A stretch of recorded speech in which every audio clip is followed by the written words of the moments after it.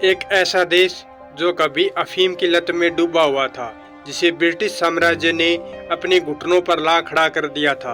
आज वही चीन दुनिया की सबसे बड़ी अर्थव्यवस्था बनने की राह पर है और आज वही चीन अमेरिका को टक्कर दे रहा है। हर कारोबार में भारत से 20 कदम आगे है और हर मोर्चे पर दुनिया को टेंशन में डाल रहा है। आखिर ये सब कैसे हुआ? चीन ने ऐसा क्या कर लिया जो बाकी देश नहीं कर सके? क्या ये एक मजबूत सरकार का जादू था, या ये करोड़ों मजदूरों की मेहनत, या फिर एक ऐसी चाल जिसका अंदाजा दुनिया को बहुत देरी से हुआ? इस वीडियो में जानेंगे कैसे एक टूटा बिखरा देश बना दुनिया की सबसे बड़ी ताकत। एक एक कदम, एक एक रणनीति इतनी बारीकी से समझाएंगे कि आपको लगेगा ये तो हमें भी करना चाहिए था। तो तैयार हो जाइए, क्योंकि आज का वीडियो सिर्फ जानकारी नहीं देगा बल्कि आपका दिमाग खोल कर रख देगा। 1940 के दशक में चीन का हाल किसी तबाह हुए देश जैसा था। यूरोपीय ताकतें अफीम बेच रही थी, लोग भूखे मर रहे थे और जापानी सेना चीन की धरती पर कब्जा कर रही थी। इसे कहते थे सिक मैन ऑफ एशिया, यानी बीमार आदमी जो चलने लायक नहीं बचा।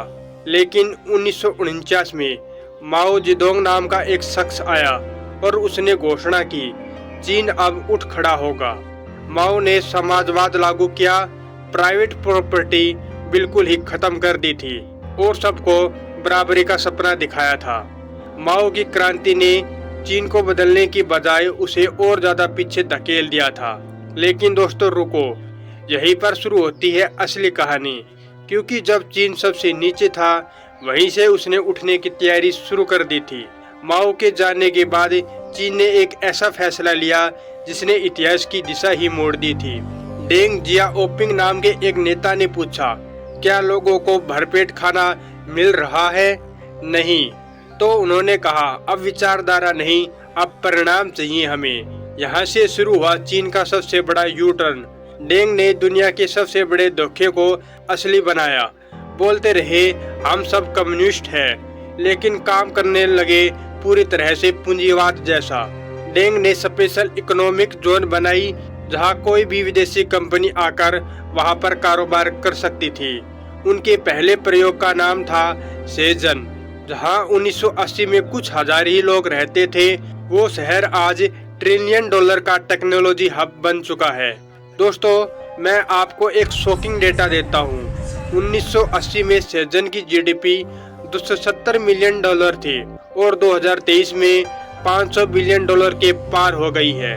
चीन ने क्या किया? सिर्फ पैसा नहीं कमाया, बल्कि उन कंपनियों से टेक्नोलॉजी सीखी और फिर खुद के ब्रांड बनाए, जैसे हुआई, शियोमी, BYD। साथ ही चीन के मजदूरों ने भी दिन रात मेहनत की थी। सरकार ने बिजली, जमीन, टैक्स पर सब्सिडी दी और कानून ऐसे बनाए जो विकास को बहुत ज्यादा रफ्तार दे सके। अब चीन सिर्फ बन नहीं रहा था, बल्कि दूसरों को पछाड़ने की तैयारी कर रहा था। अब बात करते हैं, जब आप अपने देश में टिकटॉक पर वीडियो बना रहे थे, चीन आपकी स्क्रीन के पीछे क्या कर रहा था? क्या आप जानते हैं चीन की सरकार जानती है कौन किससे बात कर रहा है, कौन कहां पर जा रहा है और कौन सरकार के खिलाफ सोचने की हिम्मत कर रहा है। अब बात करते हैं दोस्तों, कैसे चीन की डिजिटल तानाशाही चली। यह टेक्नोलॉजी सिर्फ तरक्की के लिए नहीं, निगरानी के लिए इस्तेमाल होती है और यही है चीन की सबसे शातिर चाल। चीन ने सिर्फ स्मार्टफोन और इंटरनेट नहीं बनाए, उसने एक सर्विलांस एम्पायर खड़ा किया।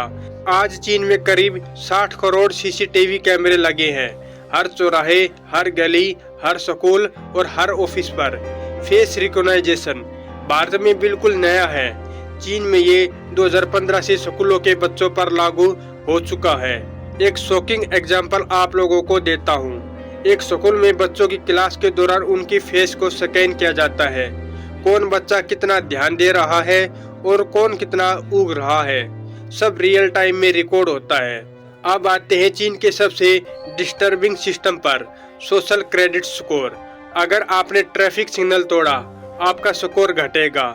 अगर आपने सरकार की आलोचना की, स्कोर फिर से घटेगा। अगर किसी दोस्त का स्कोर कम है तो आपका स्कोर भी जरूर कम होगा। और क्या होगा अगर स्कोर नीचे चले जाए? फ्लाइट बुक नहीं कर सकते, लोन नहीं मिलेगा, बच्चा अच्छे स्कूल में नहीं पढ़ पाएगा और सबसे डरावनी बात, आपका चेहरा शहर के एलईडी होर्डिंग पर दिखेगा एक अपराधी की तरह। जिस देश में ऑनलाइन रेटिंग से जिंदगी तय होती है, वहाँ जिंदगी बस किताबों में ही मिलती है। दोस्तों, अब ये मत समझिए चीन बस कैमरा लगाने तक रुका। चीन ने मेड इन चाइना 2025 नाम से एक ऐसा मिशन शुरू किया है जिसका मकसद है हर उभरती टेक्नोलॉजी में दुनिया का नंबर 1 बनना। Artificial intelligence, robotics, green energy और मिलिट्री टेक, हर फील्ड में चीन की एंट्री बहुत ज्यादा धमाकेदार है। टिकटॉक, कैपकट, तेमू, इन सब का एक ही मकसद है दुनिया की आदतों का डेटा इकट्ठा करना। जब आप इन पर वीडियो एडिट कर रहे होते हैं, कहीं न कहीं आपका व्यवहार, आपकी लोकेशन और यहाँ तक कि कीबोर्ड टाइपिंग पैटर्न सब तक रिकॉर्ड होता है। चीन ने अपनी सेनाएं बॉर्डर पर नहीं बल्कि हमारे मोबाइल फोन के अंदर भेज दी है। दोस्तों, अब बात करते हैं टेक्नोलॉजी से जनता को लॉकडाउन में बंद करना। जब दुनिया कोविड से जूझ रही थी, चीन ने जीरो कोविड लागू किया। ऐसी सख्ती जिसमें शहरों को एक बटन दबाकर बंद कर दिया जाता था।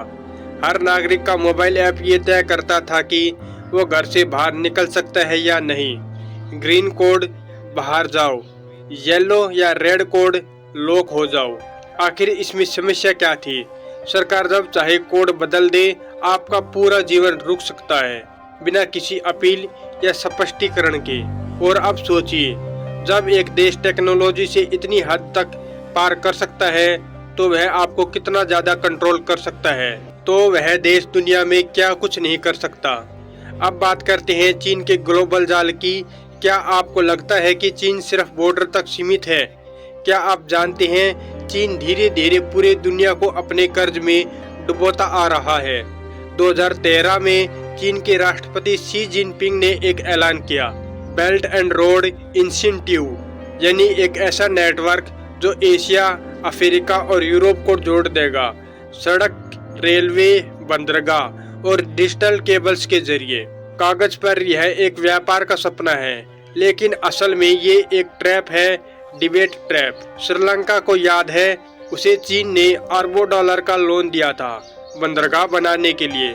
श्रीलंका लेकिन चुका नहीं पाया, तो फिर उसके साथ क्या हुआ? चीन ने वो पूरा पोर्ट 99 साल के लिए लीज पर ले लिया। अब सोचिए, दूसरे देश की जमीन पर बिना कंट्रोल, बिना एक गोली भी चलाए उसने पूरा कब्जा कर लिया। क्या ये एक व्यापार है या उपनिवेशवाद? अफ्रीका से लेकर यूरोप तक चीन की चुपचाप घेराबंदी। पाकिस्तान में CPEC, China Pakistan economic corridor, Kenya में मोबासा पोर्ट, ग्रीस में पिराइस पोर्ट, इथियोपिया से लेकर सर्बिया तक हर जगह चीन का पैसा, चीन की ही कंपनियां और धीरे धीरे चीन का बहुत ज्यादा कंट्रोल। आज अफ्रीका का हर तीसरा इंफ्रास्ट्रक्चर प्रोजेक्ट चीन के पैसों पर निर्भर है। क्या इन देशों के पास उस कर्ज को चुकाने का पैसा है? बिल्कुल नहीं। और यहीं से शुरू होती है डिप्लोमेटिक ब्लैकमेल। दोस्तों, अब बात करते हैं भारत की घेराबंदी पर। चीन ने हिंद महासागर में भारत को घेरने की एक बहुत ज्यादा खतरनाक रणनीति बनाई है। स्ट्रिंग ऑफ पर्ल्स, यानी मोतियों की माला जैसी एक श्रृंखला, जहाँ हर मोती एक चीनी पोर्ट है। Gwadar port Pakistan, Hambantota port Sri Lanka, Chittagong port Bangladesh, Kyaukphyu port Myanmar. हर जगह चीन अपनी पकड़ बहुत ज्यादा बढ़ा चुका है और भारत को चारों तरफ से अपनी नौसेना को घुसाने के रास्ते तैयार कर चुका है। क्या अगला युद्ध समुद्र के नीचे से आएगा? क्या चीन की ये रणनीति हमें धीरे धीरे घेरने की प्लानिंग है? क्यों अफ्रीकी एशियाई देश चीन से इतना ज्यादा कर्ज लेते हैं जो चुका भी नहीं पाते? क्योंकि चीन बिना सवाल के लोन देता है, ना ह्यूमन राइट्स पूछे जाते हैं और ना ही लोकतंत्र का हाल। सरकारें खुश क्योंकि उन्हें कमीशन मिल जाता है, लोग दुखी क्योंकि ब्याज इतना होता है कि अगली पीढ़ियां भी नहीं चुका पाती। और क्या आप जानते हैं, चीन बिना एक गोली भी चलाई कई देशों की सीमाएं बहुत ज्यादा खिसका चुका है। क्या एक दिन भारत के बंदरगाहों पर भी लाल झंडा लहराएगा? और क्या हम 21वीं सदी में एक नया कोल्ड वार की शुरुआत देख रहे हैं? दुनिया की सबसे बड़ी एक्टिव आर्मी जिसमें 23 लाख सोल्जर्स हैं, आज टेक्नोलॉजी में अमेरिका को टक्कर देने की तैयारी में है। हाइपरसोनिक मिसाइल्स, एआई आधारित वार सिस्टम, साइबर आर्मी जो हैकर नहीं डिजिटल योद्धा है, और एक स्पेस फोर्स जो अंतरिक्ष से युद्ध लड़ने की क्षमता रखती है। जहां दूसरे देश टैंक बनाते हैं, वहां चीन डिजिटल टैंक डिजाइन करता है। साउथ चाइना सी दुनिया का सबसे वेस्ट समुद्री रास्ता, जहां से हर दिन अरबों डॉलर का व्यापार गुजरता है, और वहां पर चीन ने कृत्रिम द्वीप बना दिया है। Fiery cross reef, mischief reef, सभी रीफ। इन द्वीपों पर रनवे, मिसाइल डिफेंस सिस्टम और नेवल बेस बनाई गई है। मतलब पूरा समुद्र चीन की अब मुट्ठी में है। तो दोस्तों, ये सब कुछ थी चीन के सुपर पावर बनने की पूरी कहानी। अब सवाल ये है, क्या भारत इससे कुछ सीख सकता है? हाँ, लेकिन इसके लिए हमें सिर्फ टेक्नोलॉजी या पैसे नहीं चाहिए, हमें चाहिए रणनीति, विजन और एकजुटता। चीन ने अपनी कमजोरी को हथियार बना लिया, अब हमारी बारी है। वीडियो अच्छा लगा हो तो लाइक और शेयर जरूर करें, और नीचे कमेंट में हमें जरूर बताएं, क्या भारत भी 2050 तक सुपर पावर बन सकता है? क्या हम भी सिर्फ अपना सपना देखते रह जाएंगे?